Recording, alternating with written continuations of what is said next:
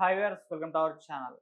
AP liquor స్కామ్‌లో రోజుకో కీలక పరిణామం అయితే చోటు చేసుకుంటుంది. ఇవాళ ఈడీ కూడా ఈ కేసులోనే రంగంలోకి దిగిందని చెప్తున్నారు. మరి రోజు రోజుకి జగన్మోహన్ రెడ్డి గారి మెడ కూడా చుట్టుకునే అవకాశం ఉంది. తొందరలో కూడా అరెస్ట్ అయ్యే అవకాశాలున్నాయంటూ కూడా అభిప్రాయపడుతున్నారు చాలామంది. సో, మరి ఎక్కడి వరకు వెళ్ళొచ్చు ఈ లిక్కర్ స్కామ్? జగన్మోహన్ రెడ్డి గారి అరెస్ట్‌కేమన్నా దారి తీయొచ్చా? ఇప్పుడు ఇదే అంశం డిస్కస్ చేయడానికి ప్రెజెంట్ మనతో పాటు సీనియర్ జర్నలిస్ట్ అరవింద్ కొల్లి గారు ఉన్నారు. వారిని అడిగి తెలుసుకునే ప్రయత్నం అయితే చేద్దాం. నమస్కారం sir. Sir, AP liquor scam వ్యవహారం కూడా మనం చూస్తూ వస్తున్నాం. అది చాలా మంది అధికారులు అరెస్ట్ అయ్యారు. ఇక పొలిటీషియన్స్ అరెస్ట్ కావాల్సి ఉంది. అందులో ముఖ్యంగా జగన్మోహన్ రెడ్డి గారి మెడకే చుట్టుకుంటుందని కూడా అంటున్నారు.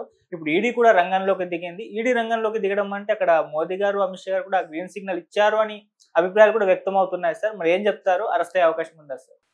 ఆంధ్రప్రదేశ్ లిక్కర్ స్కామ్‌కు సంబంధించి జగన్మోహన్ రెడ్డి అరెస్ట్‌కి సంబంధించినటువంటి అంశాలు వీటన్నిటి చుట్టూ తిరుగుతున్నట్టు ఊహాగానాలు. అవును. వీటి గురించి కాస్త మాట్లాడుకోవాల్సినటువంటి అవసరం ఉంది.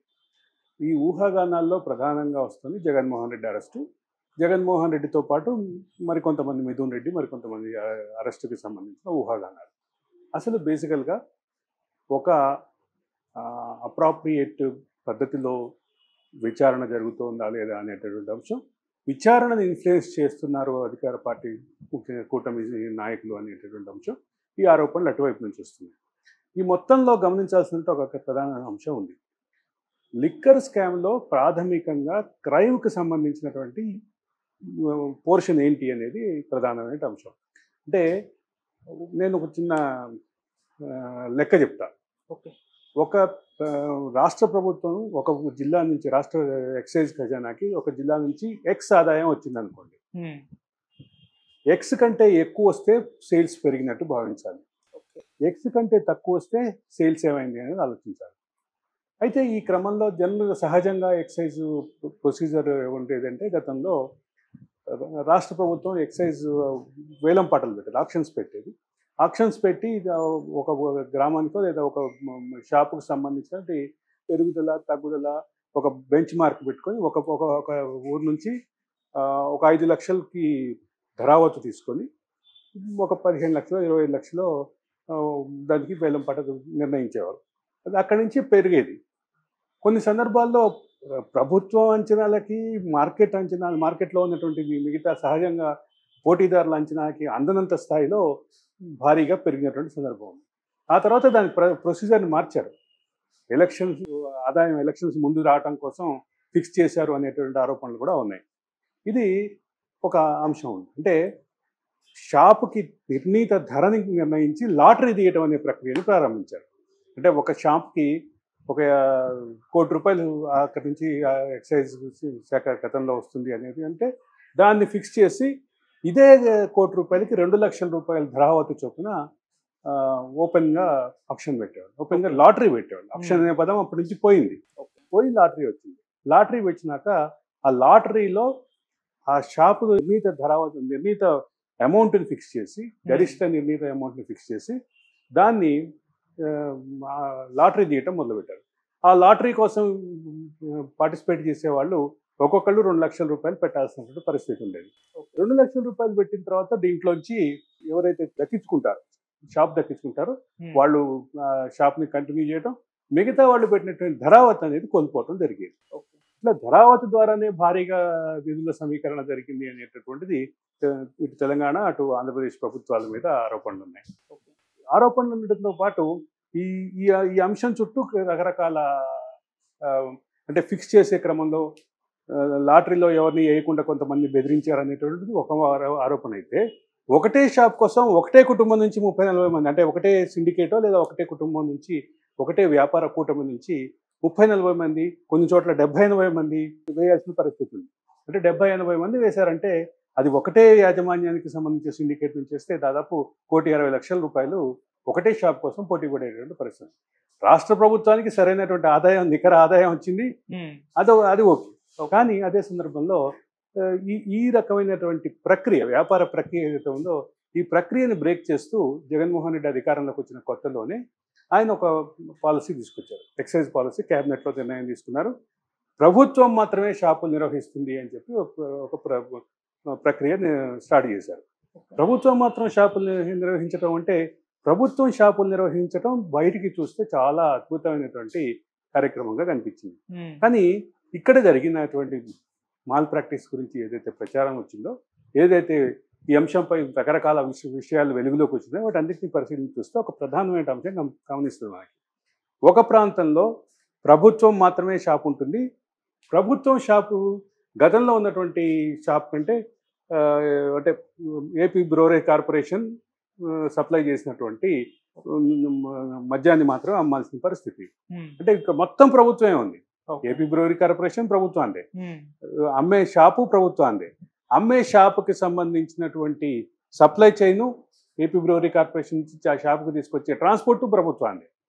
ఇవన్నీ ప్రభుత్వాన్ని కదా, ఇక్కడెక్కడ ఏమీ లోపం లేదు అనేటటువంటి చర్చ ప్రధానంగా జరిగింది.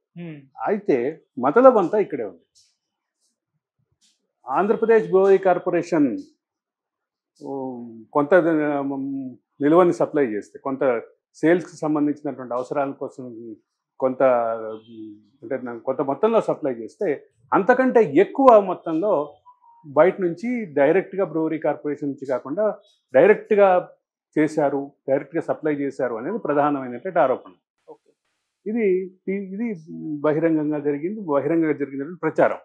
దీని వెనక వాస్తవాలను తేల్చాలి అని చెప్పి సిట్ని ఏర్పాటు చేయటం, ఆ తర్వాత రకరకాల విచారణ సంస్థలు ఇన్వాల్వ్ అవటం, వీటన్నిటి నేపథ్యంలో దాని మీద కొన్ని అనుమానాలు వ్యక్తమైనాయి. ఇప్పుడు అర్థమైంది కదా, ఈ మొత్తం జరిగింది ఎవరి చుట్టూ, ఎక్కడ ఎవరి చుట్టూ, రాష్ట్ర ప్రభుత్వం పాత్ర ఏంటి, ఈ రాష్ట్ర ప్రభుత్వం సప్లై చేసినటువంటి మద్యం కంటే ఎక్కువ మొత్తంలో కొంత సప్లై చేశారా, ఈ మొత్తాన్ని నియంత్రించడానికి ఒక ఐఏఎస్ ఆఫీసర్ని పూర్తిగా తమకు అనుకూలమైనటువంటి ఐఏఎస్ ఆఫీసర్ని తెచ్చిపెట్టారు. దాంతోపాటు రాష్ట్రంలో ఉన్నటువంటి ఏదైతే బ్రూవరీస్ ఉన్నాయో, డిస్టిలరీస్ ఉన్నాయో, వాటిని మొత్తాన్ని బెదిరించో లేదంటే మరో రూపంలోనో వాటి మొత్తాన్ని వీళ్ళు అదుపులో పెట్టుకున్నారు. రాష్ట్ర ప్రభుత్వ అనుకూలమైనటువంటి ఒక టీం ద్వారా ఇదంతా జరిగింది అనేది విమర్శ. ఇప్పుడు ఇంత విన్న తర్వాత ఇది గనక విచారణ సంస్థల విచారణలో ఇదే రకమైనటువంటి అంశం తేలితే, ఒకటి మనకు కనపడేది ఏంటి, బ్రూవరీ కార్పొరేషన్ ద్వారా వచ్చిన మద్యంతో పాటు డైరెక్ట్గా డిస్టిలరీస్ నుంచి కొంత మద్యాన్ని సప్లై చేశారు, అది రాష్ట్ర ప్రభుత్వ అధినేతల కనుసన్నల్లో జరిగింది అనేది ప్రధానమైన. ఇక్కడ మతలబ్ అంతా ఇక్కడే ఉంది అనేది విచారణ సంస్థలు అభిప్రాయపడుతున్నాయి.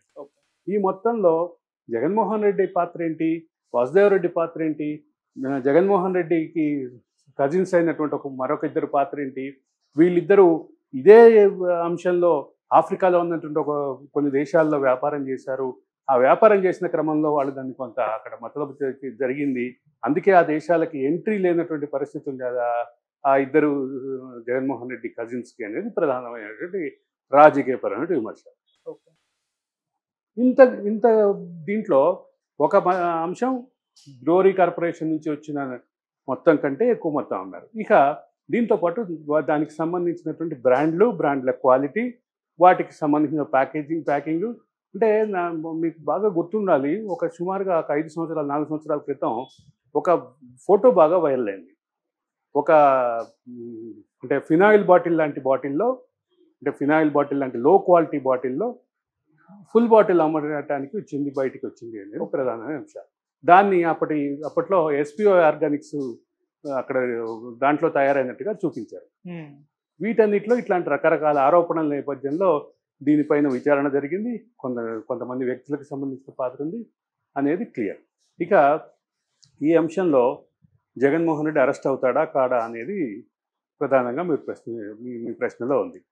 జగన్మోహన్ రెడ్డి అరెస్ట్ అవుతాడా కాదా అన్న ఊహాగానం కంటే ముందు, జగన్మోహన్ రెడ్డి కంటే ముందు అక్యూజ్డ్గా ఉన్నటువంటి విజయసాయిరెడ్డి పాత్ర, విజయసాయిరెడ్డి అరెస్టుకి, విజయసాయిరెడ్డి తర్వాత ఆయన అప్రూవర్గా మారతాడనే ఊహాగానం, వీటన్నిటి నేపథ్యంలో జగన్మోహన్ రెడ్డి కంటే ముందు విజయసాయిరెడ్డి అరెస్ట్ అవుతారా కాదా అనే చర్చ జరిగింది. అదే సందర్భంలో ఎస్పీఓ ఆర్గానిక్స్తో పాటు మరికొన్ని డిస్టిలరీలకు సంబంధించినటువంటి యాజమాన్యాలతో కూడా వాళ్ళని కూడా విచారణ జరిపినటువంటి సందర్భం చూసాం. ఎస్పీఓకి సంబంధించినటువంటి ఎస్పీవై రెడ్డి గారి అల్లుడు మీద కూడా కేసు బుక్ అయినటువంటి సందర్భం ఉంది.